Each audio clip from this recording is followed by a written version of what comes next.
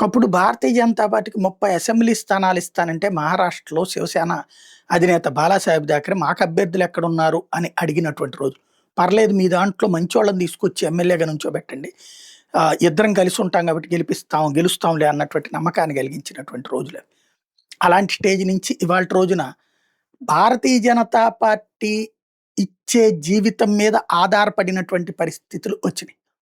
ఆ స్టేజ్‌కి తేగలిగారు భారతీయ జనతా పార్టీ. తెలంగాణలో అదే స్ఫూర్తిని తీసుకోవాల్సినటువంటి సందర్భం. ఒకప్పుడు భారతీయ జనతా పార్టీ నామావశిష్టం.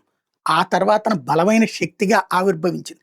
18% ఓట్లు 7 సీట్లు ఒకనాడు గెలుచుకున్నటువంటి స్టేజీనే గొప్ప అనుకుంటే 12 సీట్లు తెలుగుదేశంతో కలిసి పొత్తు పెట్టుకున్నప్పుడు సాధించింది. అంతకుముందు ఇండివిడ్యువల్‌గా పోటీ చేసి 7 అసెంబ్లీ స్థానాలు గెలుచుకుంది, 4 పార్లమెంట్ స్థానాలు గెలుచుకుంది.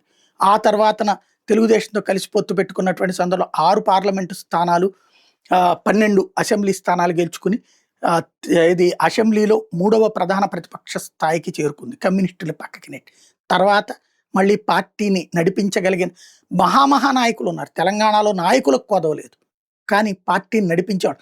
చాలా రాష్ట్రాల్లో నాయకులు లేరు, పార్టీ గెలుస్తుంది. ఇక్కడ నాయకులు ఉన్నారు, ఎక్కువై పార్టీ ఓడిపోతుందేమో ఆలోచించుకోవాలి. ఇప్పుడు తేల్చుకోకపోతే ఇంకెప్పుడు అనేటటువంటి నినాదం తీసుకొచ్చుకోవాలి. ఇప్పుడు గెలవకపోతే ఇంకెప్పుడు అన్న నినాదం తెచ్చుకోవాలి. ఇప్పుడు మున్సిపాలిటీల్లో ఒకటి, అసెంబ్లీలో మీ వైఫల్యం వలన, అంటే మీ నాయకత్వం ఆలోచన వైఫల్యం వల్ల బండి సంజయ్ని తీసి పక్కన పెట్టడం వల్ల ఆ సందర్భంలో నోటి దగ్గరకు వచ్చిన ముద్ద కనీసం ప్రతిపక్ష స్థానం ఖాయంగా వచ్చేటటువంటి దాని నుంచి 8 స్థానాలకు పరిమితమైనటువంటి స్టేజీకి వచ్చింది. బట్ 8 అనేది అంతకు ముందుతో పోల్చుకుంటే గట్టిగా ఎక్కువే. విభజిత తెలంగాణలో ఎక్కువే. అది నెంబర్ 1. నెంబర్ 2, ఆ తర్వాత పార్లమెంట్కి వచ్చేటికి ఏకంగా 8 పార్లమెంట్ స్థానాలు ఇచ్చి మిమ్మల్ని మేము నమ్ముతున్నాం రా అని చెప్పింది. అయినా ఆ తర్వాత మళ్ళీ మీలో మీరు గొడవపడి చెడగొట్టుకున్నారు. అంతకుముందు హైదరాబాద్ కార్పొరేషన్లో సగం సీట్లు ఇచ్చి సత్కరించింది తెలంగాణ సమాజం. బట్ అది మిస్యూజ్ చేసుకుంటాం వలన అసెంబ్లీ ఎన్నికల్లో 8తో సరిపెట్టుకున్నారు. పార్లమెంట్ ఎన్నికల్లో 8 ఘన విజయం సాధించారు.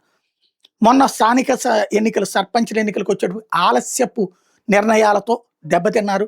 అయినా కూడా గౌరవనీయమైన స్థానాలు దాదాపు 750 ఇచ్చి ప్రజలు గౌరవించారు.